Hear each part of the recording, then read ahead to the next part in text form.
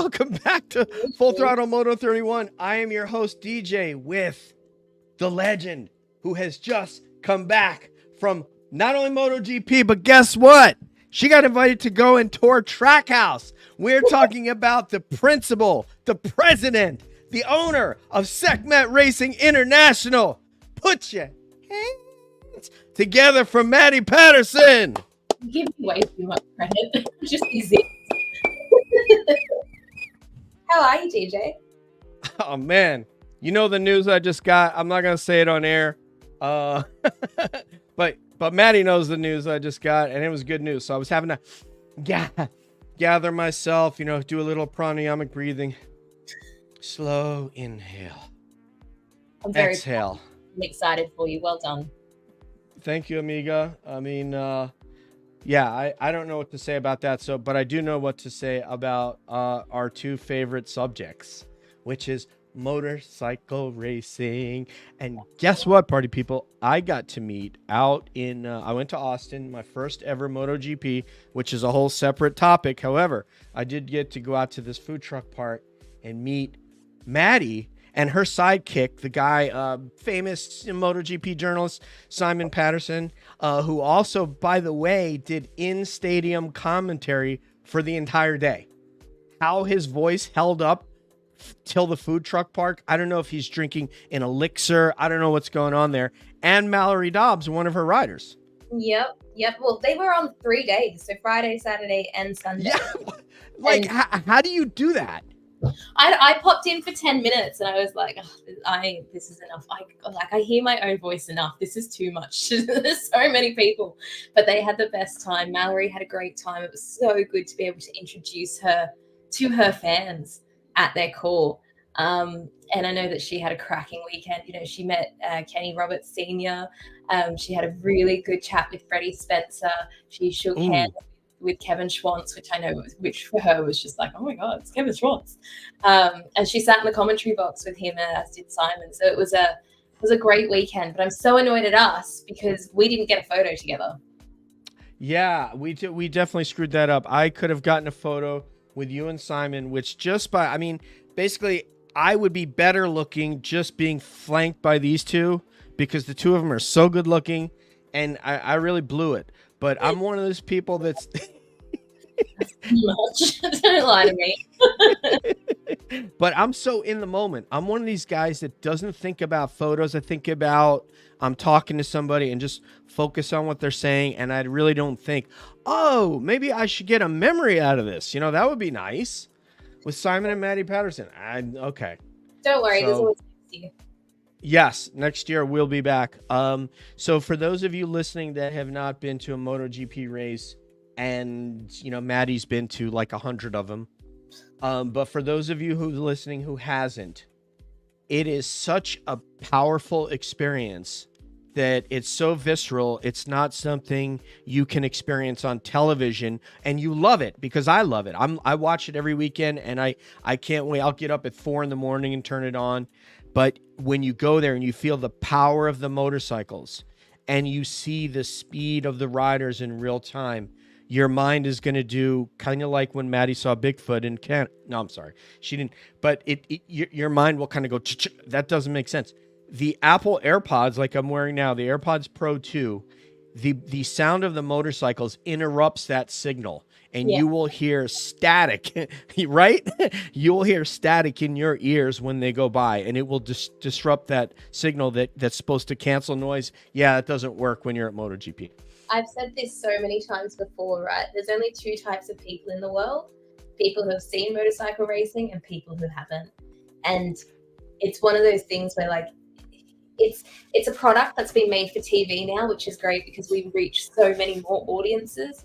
But it's definitely a product that at least once in your life, whether it's the Isle of Man TT or a MotoGP race, you need to be there to experience it. It changes your whole comprehension of what racing is.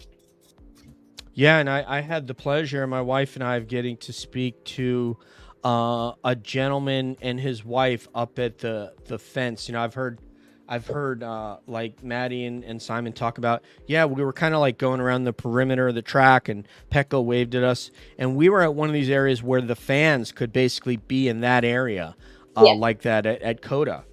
It was sort of down near like where KTM and that aspect, the other end of from where Ducati was, where KTM, Suzuki, Yamaha, and Indian. That's right, I'm an Indian owner. And so, hey, Indian. So we went there and we spoke to these folks, and they were saying, yes, we are Formula One fans. We've been to multiple Formula Ones. And I said, well, how does that compare to MotoGP? He said, no comparison. He goes, this is many times better. And I was like, well, how many races have you been to? And he said, 9. So I was like, wow. I mean, so he and his wife go to racing. I mean, that's what they do. The other beautiful thing about it, and I'm sure you've seen this, so this wasn't a surprise to you, but the demographic, and I know we're going to get to motorcycle racing, everybody, so just hang on, but this was such an experience. The demographic spanned it was every possible demographic you could imagine. Yeah. Every color, race, creed, young, old, wealthy, not wealthy like me. So every possible person you would have encountered at the track in race gear, maybe with a Ducati hat and a KTM shirt on, or a Honda hat and a Suzuki X-Star shirt. It spanned. It was America was represented, and I'm not being. I'm really. That's what I saw. What was your interpretation of the audience? I love going to Texas because I think Texas really is this cultural melting pot, and I loved seeing Central and Southern Americans actually making the road to Texas to come to Austin as well. It's an international spot.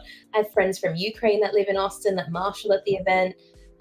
There was I think turn 12, there was a marshal post like 14 Australians, and I was like, this is awesome. I know, and they'd come from Phillip Island. They all organised to come and marshal this event. So COTA's a special one. I think most of the paddock will tell you it's the favourite event of the year. It's our last kind of hurrah, maybe before we get back to Europe and go hard on the racing. I think in Europe you don't have a lot of downtime. You don't have a lot of time to spend with your team as friends. You're very much in work mode. And Austin is, anyone that was out on Sunday night most definitely saw me at Pete's Dueling Bar. And that's a tradition, so Austin is great for that, and we love our American fans. It's definitely one of my favorite races of the year. So you're saying Europe is like a sprint race? Yeah, sometimes. It's like hard on the gas, not saving tires. I think not having a back-to-back with Argentina made all the difference as well, because I never take this job for granted. I respect full-heartedly that I'm a very privileged person, and I've worked very hard to have this job.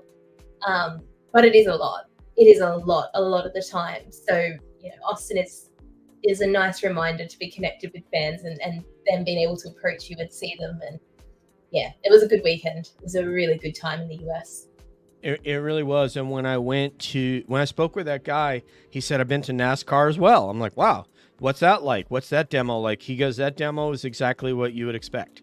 And I'm all into NASCAR now. I'm NASCAR out. Oh, yeah. So much about NASCAR.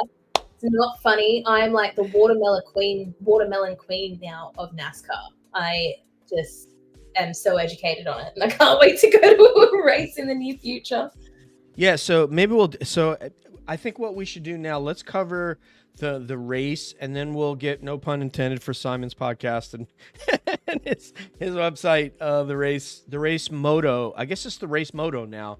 If you guys want to check out Simon Patterson, Valentin Hironchi, and Matt Beers on the race podcast, it is amazing. And Simon, I don't listen to it, but I'm sure it is. What's that? I don't listen to it, but I'm sure it is. Well, your husband.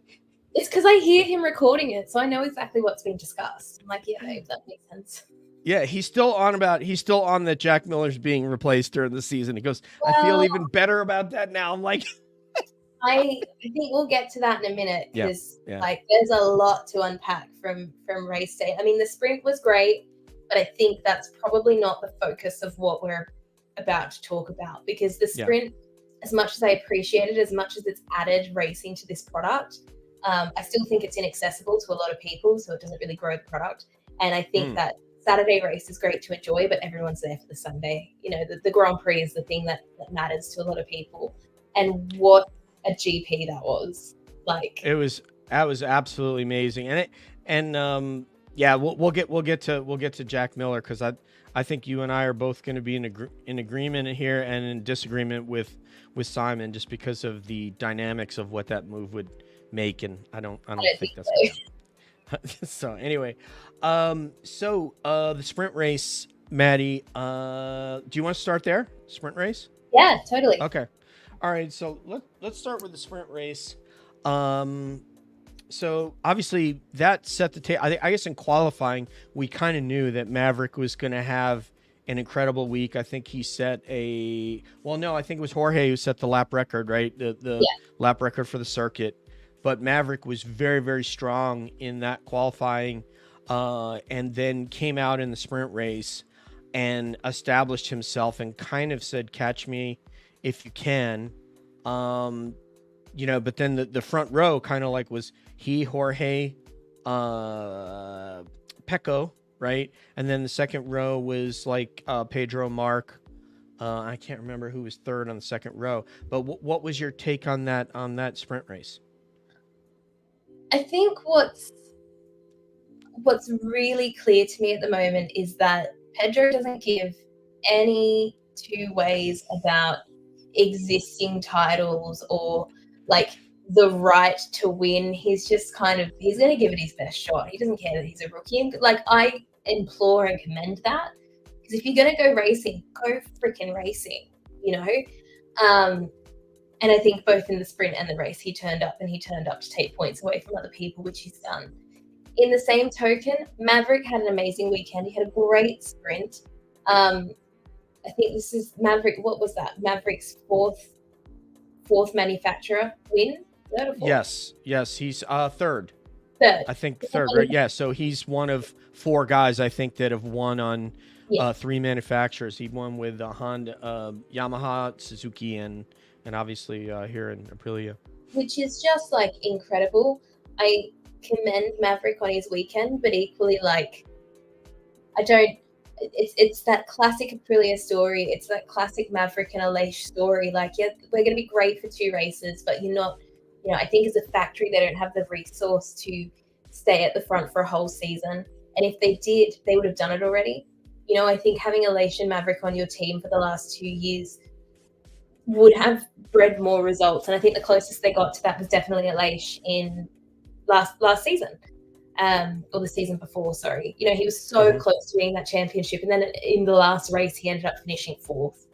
So I think, I love Aprilia. I love to see that from them. I think the Trackhouse project is going to contribute to that data on track to get results.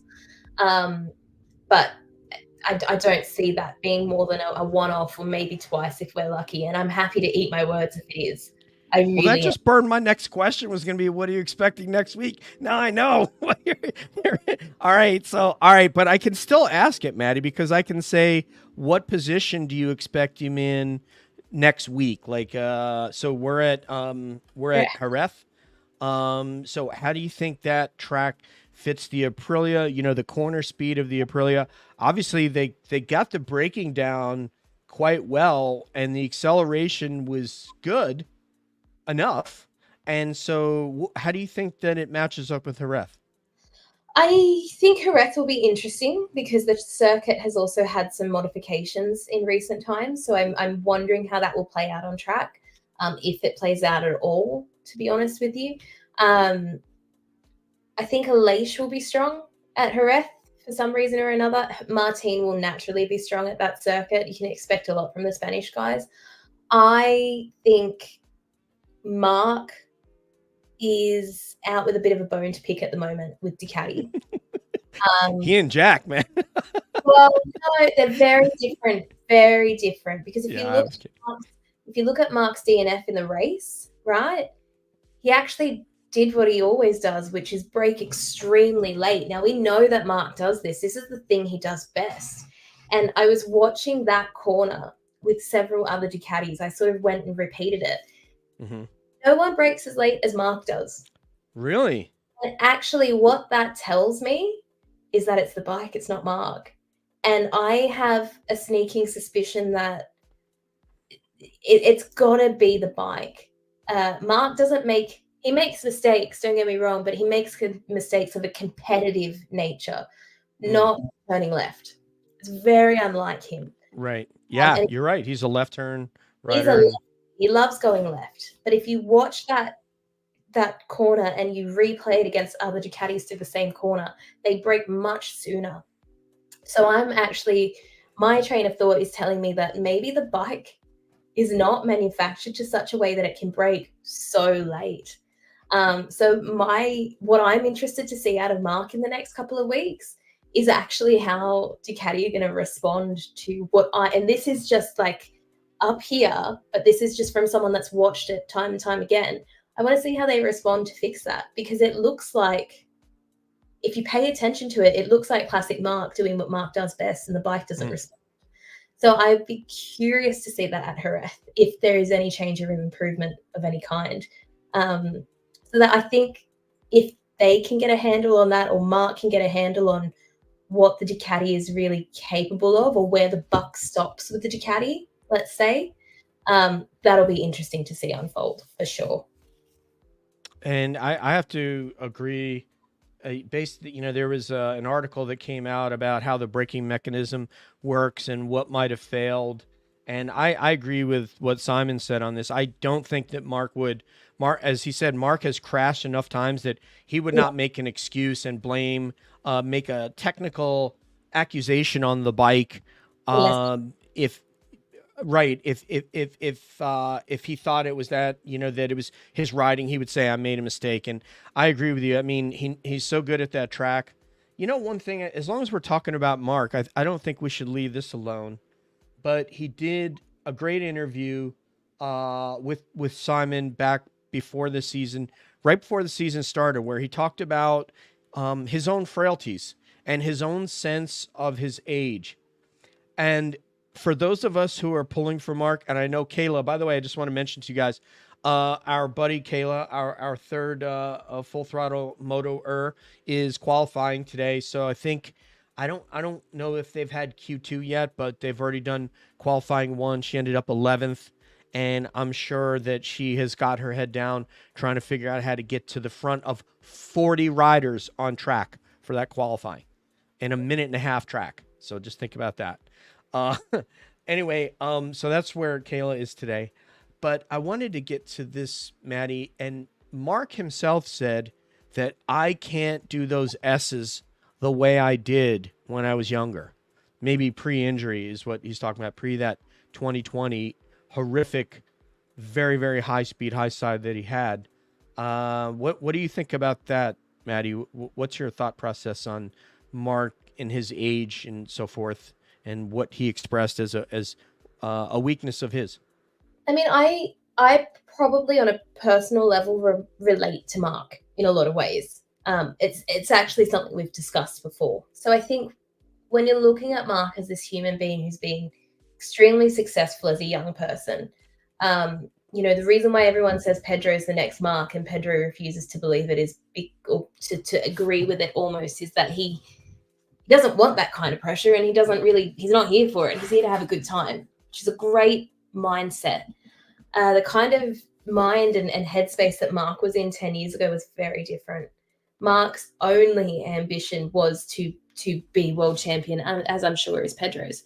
But as we saw that play out over the next decade, it became very evident that there was nothing else to this human. And it's sadly taken such injury, such mental strain to go, I'm actually a full person, and I want to do things because they make me happy, not because that is the only thing for me. And that's what we're seeing with Mark now. And I think when we look at Pedro, totally different. He wants to do things because it makes him happy, and he knows that there's a big wide world, and he's 19 years old. So it's great to be able to do it now. It's that mindset is totally different. When we think about Mark's injuries and who he's becoming and where he's going, yeah, he's absolutely right. There's things he can't do like he used to. But like the late braking. There are things that he can do immensely better than anyone. And right now, I'm not sure if Ducati are actually prepared for that. Because, again, when we look at the Honda, it was built to such a standard that only Mark could ride it. And towards the end of his career with Honda, even Mark couldn't ride it because he's outridden himself. He's out-injured himself. Right.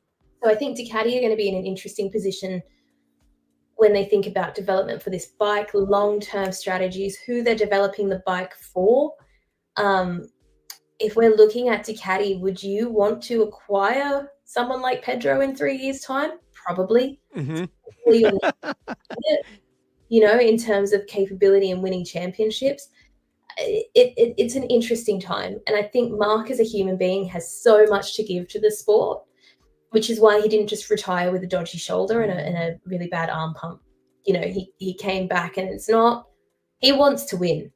He wants to win. So I think having... let's just talk about one thing. His arm was 30 degrees off of center when he had that, his arm reset in Minnesota. I can't remember that gigantic Spanish doctor from Minneapolis that walked in the room and made Mark look like a midget, but his arm was 30 degrees off center where they repaired it.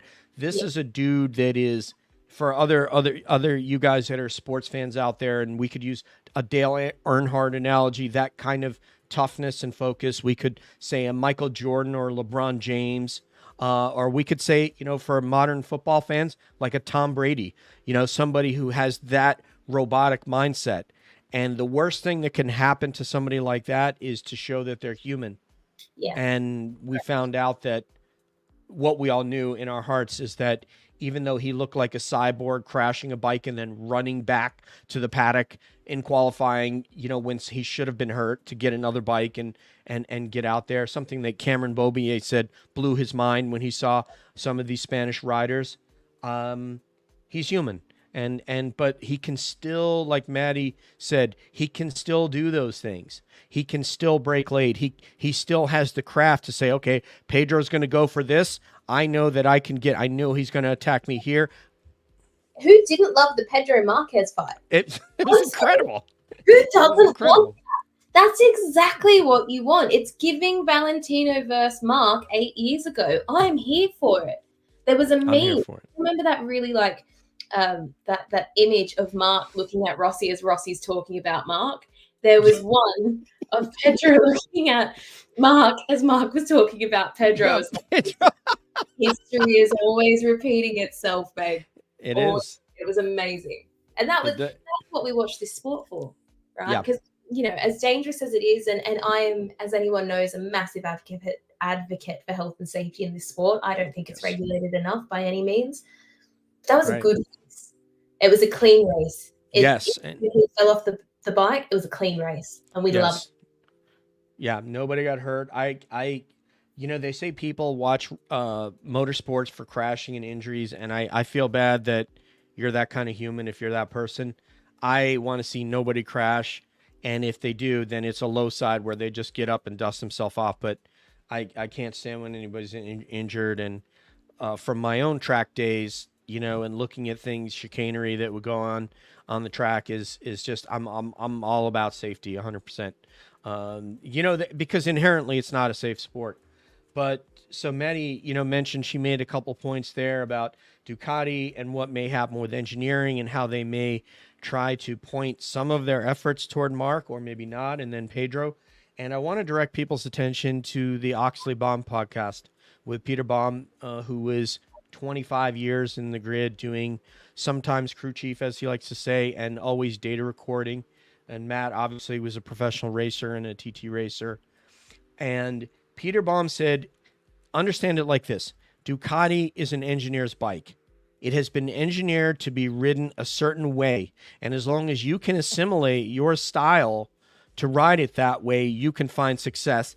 Obviously, they won 71% of the podiums last year, went to Ducati. Either one. I literally, at the end of last season, I didn't even know you yet. I did all the stats for just my group to talk about it. It was like, oh my God, they dominated these podium positions. Anyway, KTM, on the other hand, has made a bike that apparently the rider can have a lot of influence. and Peter Bond believes that may be attractive to Mark in the free agent market. That may be something, if he sees what Pedro's doing, he might, wait, what could I do on this bike? I think what's really interesting about KTM for me as a brand right now is that I was on Twitter, I was on the Twatter, as I like to call it. And it's really interesting how people swing, right, to loving to hating so quickly. KTM is shit. Brad Binder was the best. At least when they had Miguel Oliveira, they were getting this, they were getting that. There's a few points to this. First of all, cannot say that KTM has not played their cards right, despite the fact that some of their business practices I don't agree with. Totally. Right. I get that. Equally, I like winning. So take it with a grain of salt. You like winning? No way. Team principal here. We're about to see Maddi like throwing her keys at somebody in the paddock. No, I'm just kidding. Go on. Never. I like winning. And I see this criticism of KTM and I'm like, guys, they literally turned their whole business model on its head. They demoted Pole to a test rider facility. They made sure that they put Pedro on the bike, and suddenly Pedro's 2 or 3 races in and he's got 2 podiums. That was a brilliant decision. How bad could it be? On the other hand, since Jack Miller had joined the factory, he's not actually done anything that I would consider impressive or You're Australian. You cannot say that, Maddi. Take it back. No, I'm just kidding. I'm not precious. I'm kidding. She's the newest citizen in Ireland, so everybody, please, permanent resident now. Resident. Yes. Okay, just real quick, would you do the Irish accent for the audience, because I'm sure you can do it well. It's so embarrassing. I'll get like assaulted by someone from Northern Ireland. They'll be like, "Please don't do that again." Come on. I mean, is the young lady who's with Everything Motor Racing? She's from Northern Ireland, right? Yes. Yeah. Lauren? Yeah. Okay, but you won't do it on air. All right, maybe her accent's to mine because she lives in Belfast and I'm from like the West Coast, so I live in Derry. So my accent, like mine's the TV accent, the one that you hear on television in Derry Girls, that's the accent I can do. Lauren's got a very Belfast accent. I got to go back and listen to it. I thought about doing an Irish accent, and I just haven't figured, for citizenship, of course. And I don't know if I'm going to do Simon or Steve English. So I'm still trying to work that out. Do Simons. I can listen to that guy talk all day. Anyway, go ahead, Maddi. So we're talking about KTM, some of their business practices, a little bit dodgy, but made a good decision with Pedro. They're not great. All right. I admit that totally. But if you were Jack Miller right now, or even Augusto Fernandez, which I think Augusto will get the benefit of the doubt, I really do, because I think Really? Well, he had more impressive results as a rookie last year for Gas than Jack did for KTM. If we're thinking about as a factory, as a brand, Augusto came in and he actually did have some good results, and it was a tough year for him. Also, he was a bit alone in that space. And what I mean by that is Augusto and Pedro are the same age. So this should put some fire in Augusto's belly to work extremely hard. Having Pedro as a teammate, I can see how that dynamic is actually good for Gas. I respect Jack Miller as a rider. I really do. I think he's done many years of hard work, and he's been in high places and he's been in lower places than this before as well. I hear a Garth Brooks song all of a sudden. I'm sorry, go ahead.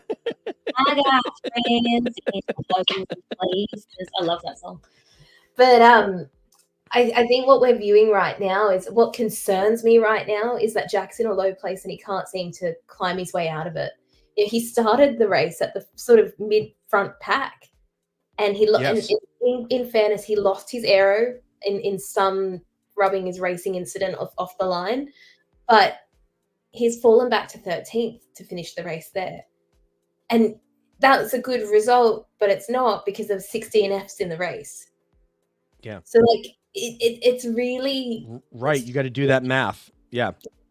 So it's really challenging for me to see how he anticipates improving the situation he's in.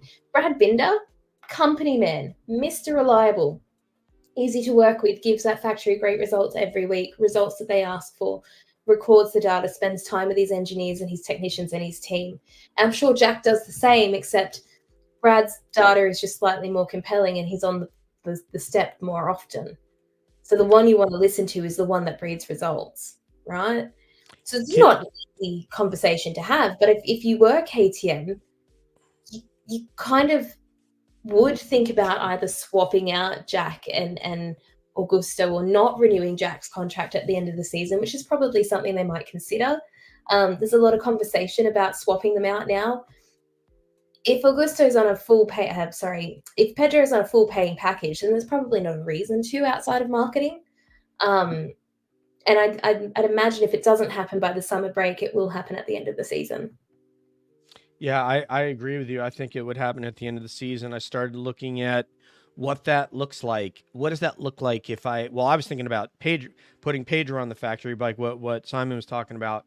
And I think the optics, well, first of all, you'd have to move his crew chief over. So you're upsetting the balance of two teams. Jack, what dynamic does Jack bring if he went down to the satellite bike and is pissed off? And then Pedro going up to the bike where maybe most of that crew really likes Jack. And I don't think they would upset it. I don't think it's worth the capital when everybody knows that Pedro's winning on their bike. So I don't see it happening till the off season. That's just my personal opinion. I would say the same, but equally I think as well, KTM aren't scared just to move one person. I don't think we need to move the crew chief and we need to move that and do this really flies either. I don't think there's a reason to. If they want to move a rider, they'll do so. I just don't. I just don't think they will. I don't think they will. They will. KTM's so unpredictable, so I can't tell you if they will or they won't. Just as someone who's seen this before, is it easier just to wait to the end of the year and let the rumors die on their own? That's how I feel about it. You don't want to be in the media constantly for being hard to work with as a brand. So that's I agree. Better if they just wait to the end of the season. Yeah, that we're in violent agreement here. I just don't see them doing it. There's too many negatives for the positive of just seeing him win on their leathers, which is essentially because it's the exact same motorcycle. The livery's different. It just doesn't make any sense. They will probably make a decision. I also feel bad for Augusto, but I'll quote a baseball player.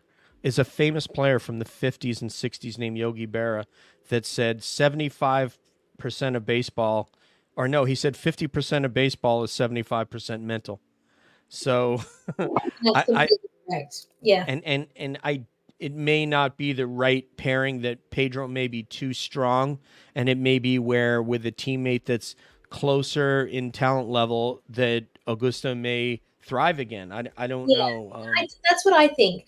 I do think that. And I also think Gas is a happy place to be. I think being in Hervé's team is, generally speaking, everyone that works for Hervé always has a smile on their face, and I enjoy that. So I don't imagine being a young person, 19, 20 years old, being in Gas as a team, Tech Trois, is a bad thing. I think that's quite a good thing. It's a nice place to be. And it's a nice introduction to MotoGP before it all gets too serious. You know, and Pedro's already made it extremely serious for himself. He doesn't care. This is why I love this kid. He does not care. He's like, I'm going to race the motorcycle. Say what you want. I'm just going to do that. It's great. Yeah.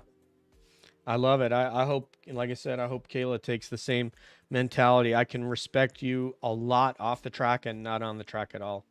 And with Jack, it's, like you said, I think he lost his arrow. Mark also lost his arrow. It didn't stop him from being up front. But Jack, continually falls back. And so there's two questions I want to ask you about KTM. As he said, he'll fall back. But what I want to ask you about Brad was, have you heard the actual skinny about his foot? Did he actually break his foot? Is that what you can attribute these results to, this purported motocross accident? I would say if that's true, it makes sense. Okay. If that's true, it makes a lot of sense. If not, there's no reason why suddenly there's been a decline. I mean, generally at the start of the season, we know it's harder on the factory bike than it is last year's bike.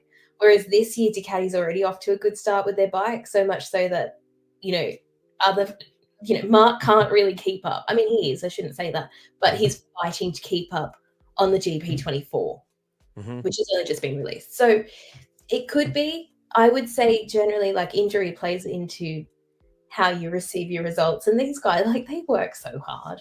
Even I don't get the benefit of the doubt sometimes, but they work so hard. Like, Oh yeah. it's a lot of laps, it's a lot of hard work, and you're going at extremely fast pace, and pain has to hurt, you know. And that Pushing makes on that foot peg with a broken foot, that would suck. sense. And these things that make me question Jack too. I'm like, maybe there's a reason for it. I don't know what it is. Maybe there's a reason. Could that be the case? I don't know. Yeah, it seems like it can be with some riders. There's a concentration level issue. It seems like Joe Roberts is sort of working his way through that now in Moto 2, but you would see him get near the front. He'd have a great position. He'd put together some great laps. And I asked Kayla last season that we did FTM to kind of break down his riding style, and she felt like his corner speed was amazing. That because I'm kind of like, what does so for those of you, I just want to throw this out there overall. One of the things I learned going to MotoGP is on television. It's those of you who've been to track days, you know this because you've watched someone else ride and you're like, oh my God, when you're behind the person. It's very difficult on TV. You can't tell who's better than another person. Television is two dimensional. You really can't tell. But when you go to the track and someone tells you that Maverick Vinales is one of the most talented riders that they've seen in MotoGP in like several years, since he started, and that Marc Marquez is, this alien level rider, you can kind of see their throttle control when they decide to shift, how smooth they are.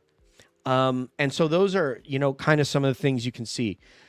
Also, and Joe Roberts was able to show that he was able to maintain concentration, because I thought when Fermin Aldeguer passed him, it's over. We've seen this script many, many times of where he's up front and then he'll get passed and then he starts to fall back into the middle of the pack. Jack, it seems like, will be in a great position in the front of the race, and it appears that he sort of loses concentration and will make that error that you can't make, because we're talking about half a second in between the first 8 riders. You can't make that mistake.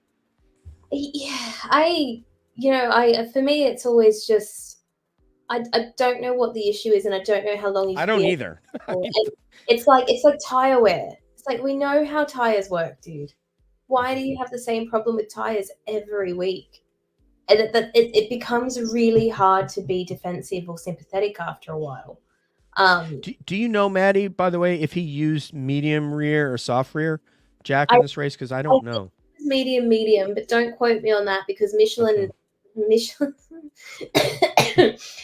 supplied the TV directors with one set of information and then supplied us with another set of information. So I actually have no idea which one is correct. Wow. Okay. Oh yeah, no, it was a communication bluff.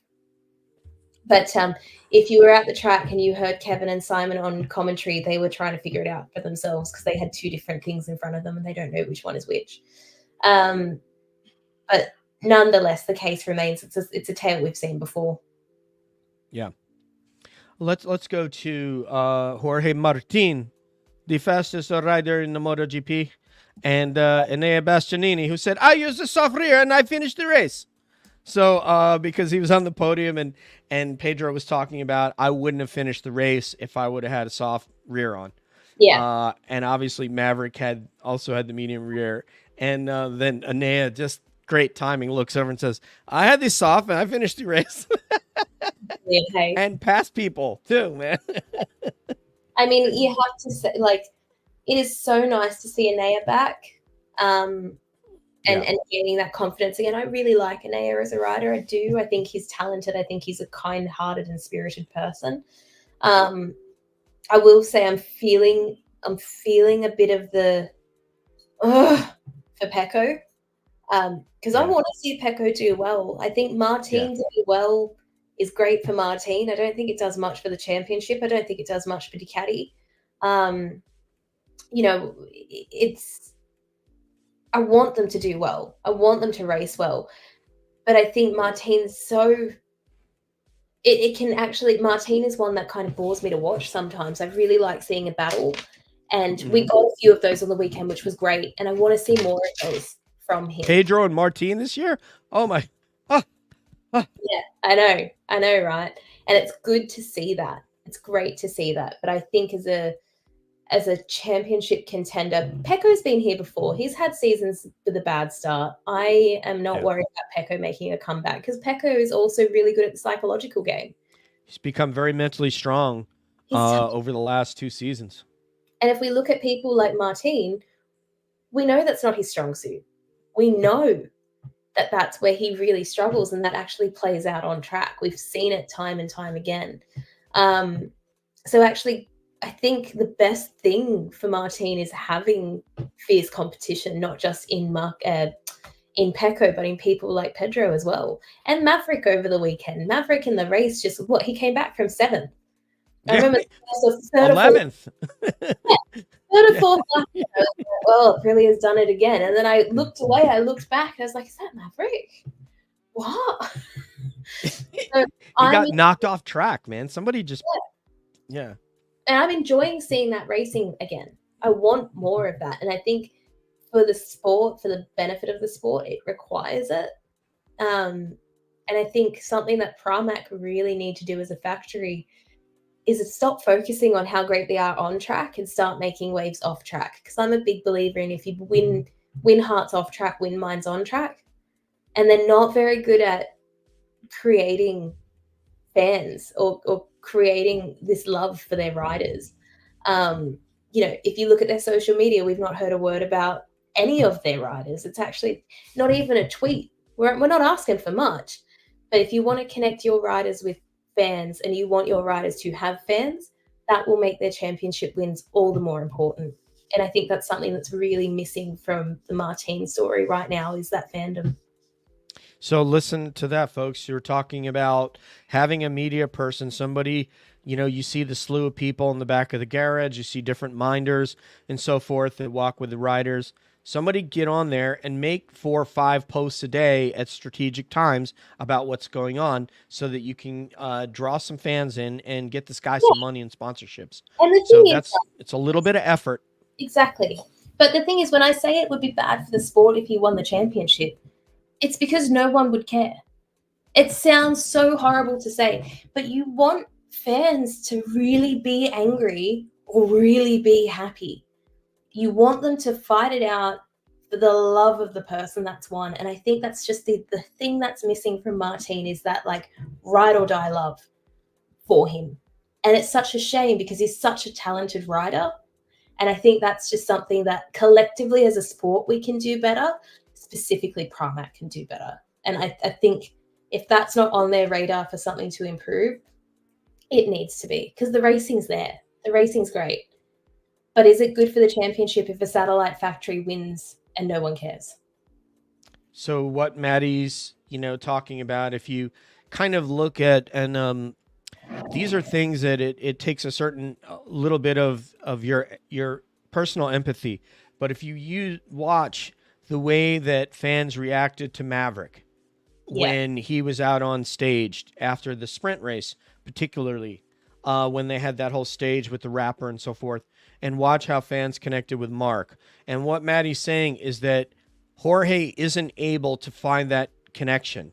He'll go and celebrate with his team, and then he's kind of basking in his own glow, and that glow really isn't reaching out to the audience. And now, I had never noticed this before Maddi pointed this out, and now I can see that. I did notice that he would sort of receive his trophy or his medal and shake the hand of like Jorge Viegas and not even look him in the eye. That's the FIM president, so that just kind of makes sense, really. What's that? Nothing. I love the FIM. I shouldn't say that. Jorge Verhouse and I get like a house on fire now, but we had our moments. But again, that could just be a response to the law, essentially. So I get that too. Yeah, but just you need to find a way to connect with fans, and now I see what you're saying, because I've noticed that he doesn't really have that in the way that even Pedro has that. If you watched him celebrate his his championship last year. Pedro's come from nowhere and has one of the most dedicated fan bases in the sport right now. And Yeah. people, whether they're a Mark fan or a Maverick fan, are really excited to see Pedro do well. That's cool. And I've spoken about this many times before. The reason why Rossi was influential wasn't just because he was a winner, it's because he transcended media. The time that he joined the sport, Google Images had just been invented. The internet was more accessible than ever before. You weren't hearing about it on a phone call from your mum once a month from Italy. You were seeing it as it happened. And we don't have that kind of capitalization anymore. So for Pedro to be able to enter this sport and really capitalize on being this new hot thing is excellent and exciting. And in the same vein, Martin had a championship contender on his hands last year, and we didn't get that kind of love and response from fans. And that's something I want to see improve across the board for Martin, because if he does well this year, I want to care. I want to be passionate about it. So show me the passion. Yeah, and part of that, you guys can see that Maddi is in the paddock and she's around these guys, and this could be some resonance from what she feels being around these guys and who connects and who doesn't know. For us, it's just television, because we're not there every week, but she is. So maybe she's not feeling that from him. I forget what I was going to say. I was going to mention Pedro, something I also said about your husband, but Pedro's an old soul. Pedro, you can see echoes of, Robert Jordan, maybe from For Who the Bell Tolls, or, you can see different characters from history that you can feel with Pedro. He definitely is a different kind of a dude in that way. He's very much an old soul and has come back and decided to become a motorcycle racer. About Pecco, I was going to say, I agree with you. I love his riding, and I'm thinking that he may be a little at odds with something about the bike now. That's the only explanation for it, that he didn't want to push it and pitch it in the gravel, as you guys like to say. And so he must have backed off a little bit, because even Bastianini passed him, halfway through the race, and he wasn't to be seen again. So at least in that front group. So the motorcycles, when people aren't fast, a lot of times they didn't not all of a sudden not become fast. Something has happened that they are at odds somehow with the setup or the motorcycle. As Pedro said, they haven't messed with the settings since the second test. And Jorge Martin also doesn't mess with the settings. But Pecco, on the other hand, is very, very specific about the settings that he wants. And as being humans, he could have gotten that wrong. Or the engineer's interpretation of what he wanted, they got wrong. And that's the only explanation I can think of, because the motorcycle clearly was capable of doing well at that track, as evidenced by Enea Bastianini did well. Yeah, and I also think, it's a new bike, right? Yes. It's not the same bike as last year. You only go to these tracks once a year, so you're starting from scratch every year, in essence. And again, with Pecco, I think a lot of what Pecco does, he doesn't seem like a very calculated person, but he is. You wouldn't think so much effort goes into what he does, but it does. And I think coming back to Europe, back in Jerez, Le Mans straight after that, I think we'll start to see that breakaway again. I sort of see Pecco as someone who really needs to know everything in order to execute it correctly. And I think, this is not that dissimilar to how he started last season either. It's not that he's a slow learner, it's that he has to take everything in. And he's not in a bad position. I mean, we know how this sport works. Bez finished in third place last year in the championship. Anything can happen. So there's lots of time, and I think Pecco's aware of that. And in the same hand, I think he's aware that there's not a lot of time. And equally, I think he might have been slightly underprepared for just how vicious Pedro is on track. He gave him no hand up. He was just like, tough titties, mate. If you can't keep up, that's your problem. And I think Pecco has had to learn that, walk away from the race and go, how do I both psychologically on and off track change my outcome? And I think we'll start to see that unfold in Jerez and Le Mans. I would bet everything I have that Gigi Dall'Igna and Davide Tardazzi are sitting there watching the race with Corolla over their shoulder and saying, this kid's going to be a problem. However you say that in Italian. And by the way, Maddi probably knows how to say that. How do you say that in Italian, Maddi?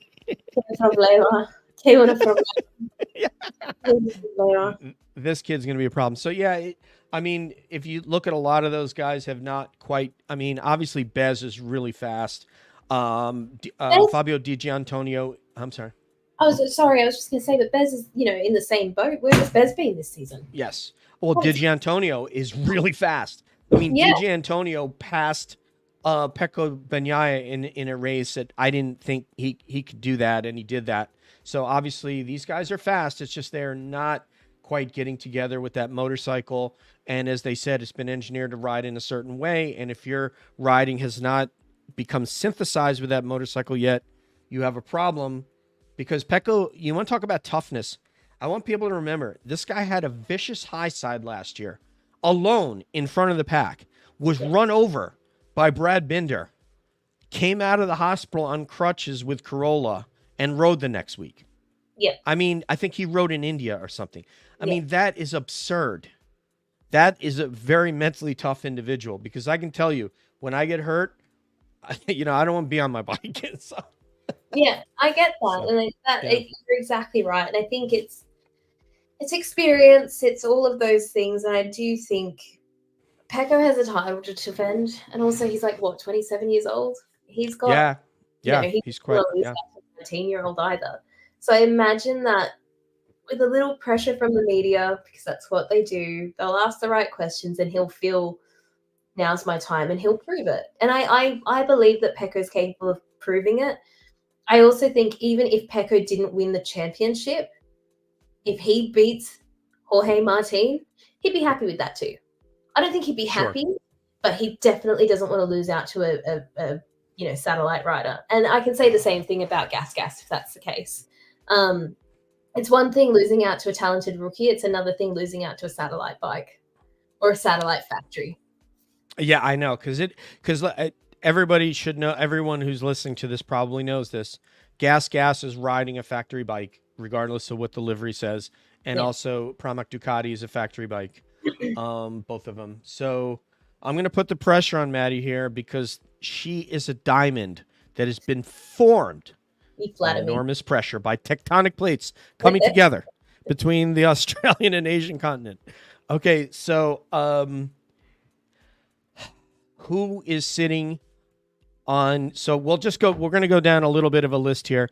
And Maddi does have an Excel spreadsheet that I produced to make these picks in earnest at mid-season. So we're not holding her to these picks yet. Mid-season, we will, when we get to like the 10th race or 11th race, we will. Maddi, who is sitting on that seat in the red garage next to Pecco next season? And we'll go down the list. So quick hitters here. I don't know. Do you know what? The reason why I say I don't know is that I think Ducati is invested in protecting their brand and actually keeping someone who's less competitive in your brand to let competitiveness shine is a good thing. Ooh, interesting. That sounds like she just picked Bastianini. So no, I think it's a Pecco and Bastianini. And I know it sounds really nasty, but if Bastianini has good results that don't necessarily threaten Pecco's chances, I don't think it's a bad thing at all. I agree. I think I felt, man, I kind of had it a week ago differently, but I may be changing my tune. And we're really early in the season to be doing this, but that's why, you got to have a cojones. So anyway, all right. Maddi, who is on those two Pramac bikes? Morbidelli, for sure. Ooh. I think Morbidelli will still be at Pramac. I know that's a very where did that come from? He'll be fine. I think Morbidelli just needs a bit of time. I don't think I really do. I think the crap that guy has gone through is just immense. And then to be in a life-threatening situation before the season even starts probably hasn't helped. But I think he's starting to come back now. I do. And it's going to take hard times to have good times, but I think he will kind of have a good, I don't see much after Pramac, but I do see a good end to here. I see that. Okay. I can't predict the future, but I think that will be the case. Second seat, Jorge Martin, where is he going to go? He might get a gas seat. I've got him on Factory Aprilia replacing his buddy Aleix. And I have Mark on that second Promise bike. Maybe. I don't know if he would be a good cultural fit for Aprilia, believe it or not.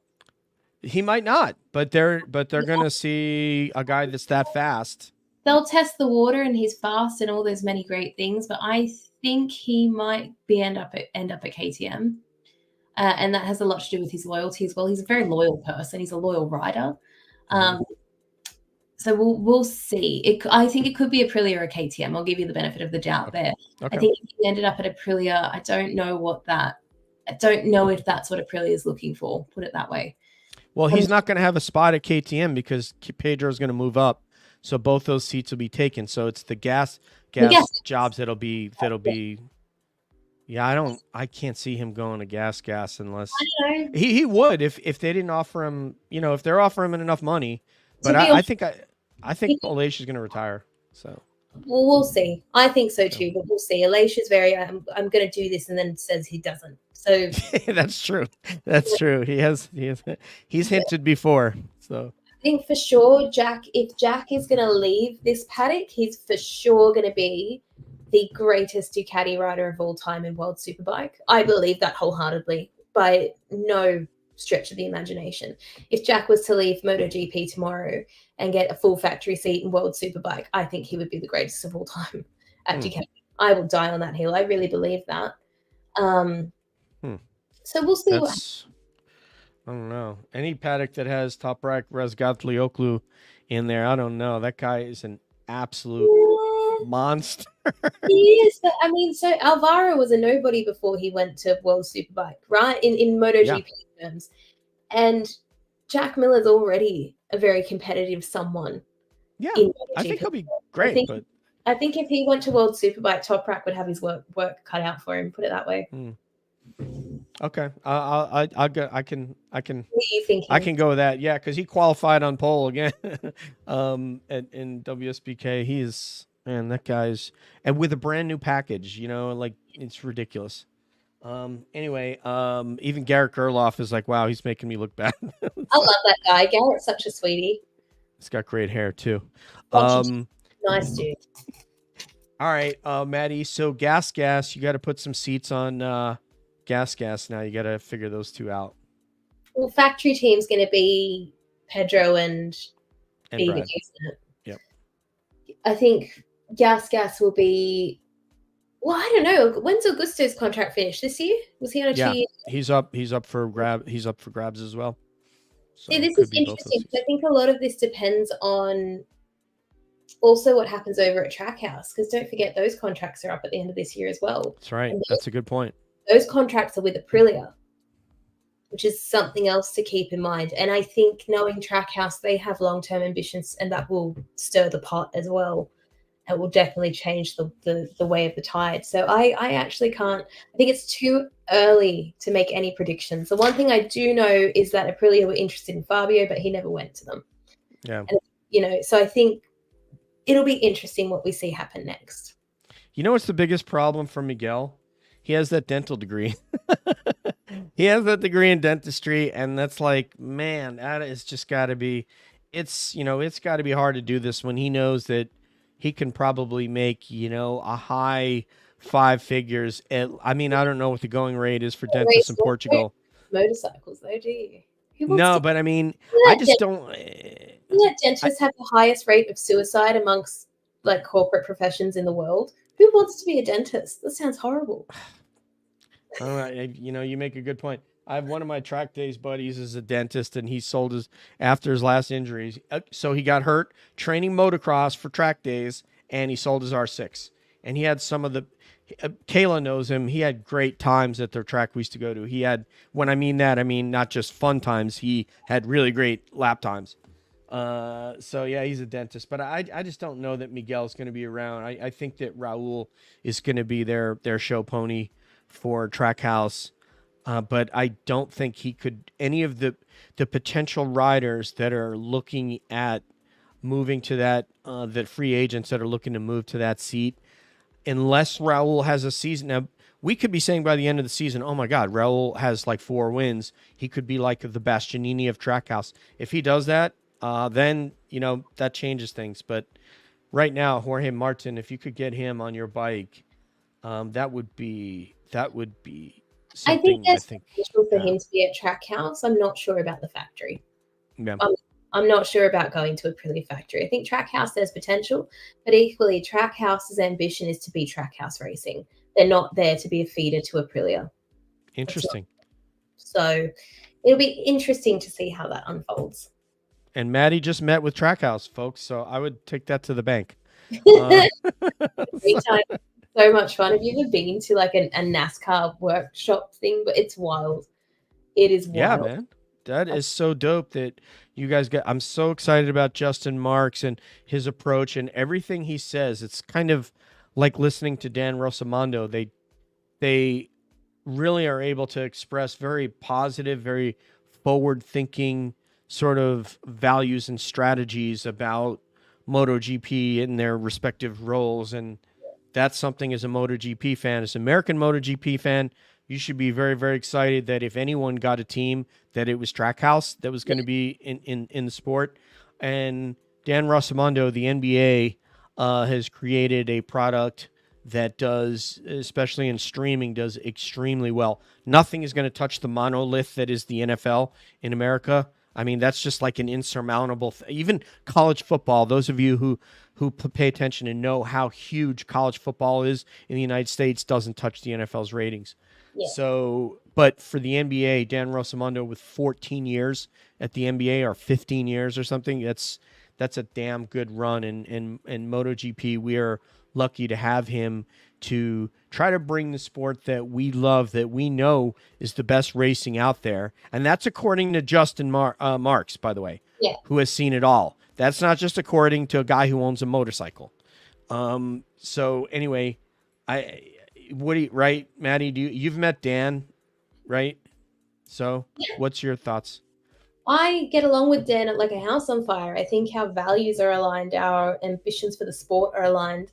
The reality of this is if you want to be involved in this sport, then you have to have a goal for commercial outcomes. And there's no point in me. I know what my goals are in life. I've been a salesperson my whole life. I think commercially. And it's nice to talk to someone who loves the sport but knows that what its worth is and what its value is. And I think that's important as we're moving forward in this acquisition period as well. So to have someone like that at the helm of what's going to happen next is really exciting. And so another aspect of what Maddie is saying there is, as a salesperson, you want to have a product to sell that you can say, this is awesome. And there are people who are tasked with selling sports that are not as exciting nearly, but they have to try to market that to people. But Dan Rosamondo has that. Well, I mean, a lot of it's just quite simple, really. And I think a lot of what we do in MotoGP and World Superbike is the way that it's always been done. So that's how we do it. And it's not a space that historically has allowed for forward thinking. It's been a very closed and protective community and environment. And by doing that, it's actually closed opportunities to new fans and new investment. So having someone who's forward thinking and sees the world in a different way and sees the world for bigger than it is a good thing.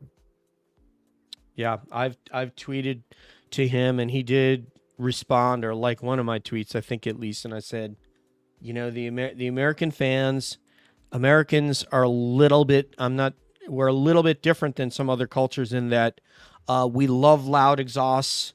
We love, in America, it is common among any type of motorist to modify their exhaust to be loud, whether they're driving a pickup truck or a Honda or a sports car or any type of vehicle, and definitely a motorcycle. So when MotoGP squelches the sound of these bikes in certain areas, like for instance, when they go on the rev limiter, nobody should be talking when they go on the rev limiter until they let the clutch out. Or in the paddock, I would want to hear those bikes starting up in the paddock, because when they start up, to an American fan, that's like nirvana. That's like listening to Smells Like Teen Spirit. It's amazing. I hear you and I understand you, but again, that's falling back into what a classic audience is and not building a new one. And I think the products that MotoGP have, they go more than the sound of an exhaust. We have a unique electric racing series that's not done anywhere else in the world. We have the first ever dedicated championship to women's racing in the world. So I think when we're talking about the product as a whole, it's not just what people historically liked. It's really going and saying, like, it's the same reason why the Bagger series is so successful in the US, right? It's ridiculous. It is so stupid. You cannot convince me that that is a sustainable championship when an engine for that bike costs 200,000 USD. But people love it because it's, oh yeah, and they go through them because they're not made for racing, right? Right. They run one session and they change the motor. Yeah, I heard. So it's interesting. It's not necessarily sustainable, but people like watching it. And, you know, if we're thinking about Harley Davidson, they really knew how to capitalize on their existing audience, and it's attracted a new one. So it's about doing the same thing with MotoGP and going, we have an existing audience. How do we attract new ones? And I think that's what Dan's very good at doing. And what I'm telling, as an American, I know the American audience. I don't know the European audience. I'm not from Europe. Yes, I've lived there, but I'm not European. I'm not from, Asia or South America or Australia. But I know Americans, and I know what they like. And so I'm telling them that part of the star of this show is not only the rider, but it's the motorcycle. And you have to sell them on why this is the baddest motorcycle on earth. And I had a guy I was on vacation. This couldn't have been more than a month or two before we started talking about this show. I went to New York. A friend of mine has enough money to buy himself like a ZR1 Corvette. And we're walking from his house to his garage, which is separate. And he said to me, hey, do you want me to show it to you first? Or he has a little remote in his hand, or let you hear it first. And I just know that, in Germany, you can't even modify car exhaust for the street the way that is commonly done here, for a lot of good reasons, by the way, because Americans, unfortunately, the bad part of it is we don't care about emissions. We don't care about clean air. It's stuff that I personally don't agree with. So nothing is modified that I own except my motorcycle, which is not a daily driver. Whereas dudes will be driving diesel trucks that's blowing black smoke out of it. I'm sure you saw that up in North Carolina, and they don't care. So Americans are addicted to sound. So make that part of it. They don't need to, make that the entirety of the broadcast, but people like that, man. But anyway, we got to get to two other things, Maddie, before we split. First of all, best sunglasses in the paddock was who? I've got number one. Who's number one? Jorge Martin. Oh my God. His glasses were like these pink ski goggles. That's cute. I remember when we used to go racing for racing. Well, come on. We got to have some fun. It's DJ. So, I think he's Oakley sponsored, isn't he? I don't know. It may be Oakley's. I didn't look at design, but I looked on camera and was like, wow, this guy's got some amazing glasses. It's kind of rivals Jake. What's Jake's name from Great Britain that rides Moto2? Jake Dixon. Jake Dixon. Thank you. Number 96. So anyway, and there was one other thing that I can't remember that I wanted to ask you about. Sekhmet Racing International. Okay. So the women's championship starts when? How far are we? So we are not far away. We go testing a month from now in Cremona, far out, in Cremona, which is exciting. And then our first race is in Misano on the 12th to the 14th of June. So we are close, baby. We're less than 2 months away. I'm just responding to this comment because it made me laugh so much. I was trying not to laugh out loud. What did it say? Imagine the sound of a machine. Imagine how successful GP video pass would be if you could. I know. Well, you didn't get to see. I meant to tell because Simon also tweeted about this, but MotoAmerica, this is even worse. We could not find results on their website today. I was going crazy. I'm literally looking for results, and it just, I'm pressing play on the live video. Nothing's happening. I had to grab the slider and move it, and then the live video started. Wow. Yeah, so, and they said they had an improved app. So I think what's really difficult as well, I think MotoAmerica takes a lot of cues from places like BSB and others. I think BSB is definitely the leader in terms of tech for national racing.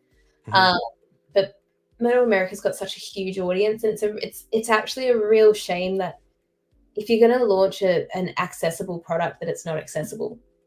And I've seen how hard the MotoAmerica guys work. They work extremely hard with the tools that they have, and the tools just aren't cutting it the way they used to, and it's a real shame.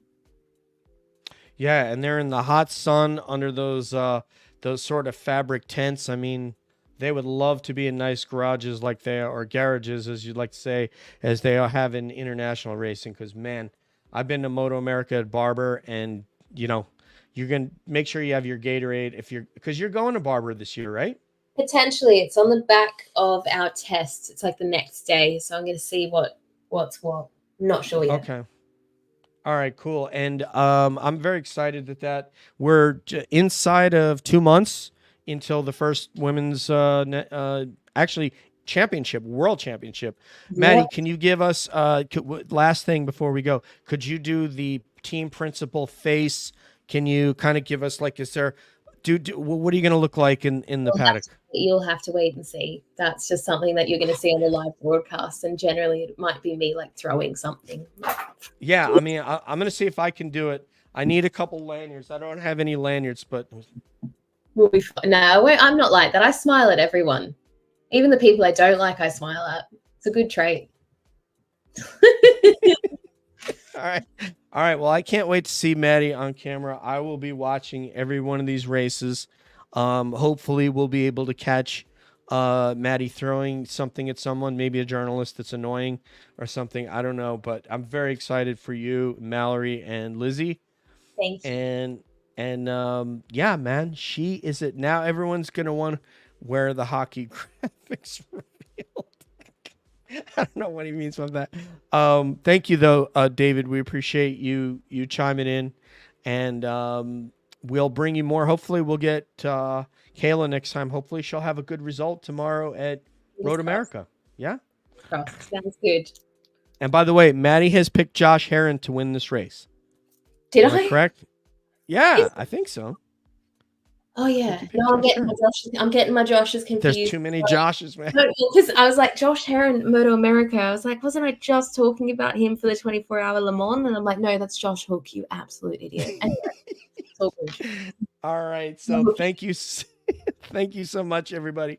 Like I said, hoping for a great result for Kayla. We will be ready to cheer on Maddi and Segment Racing International inside of a couple months. And for Maddi and DJ, this is DJ saying one love, peace out, and we'll see you down the road. See ya.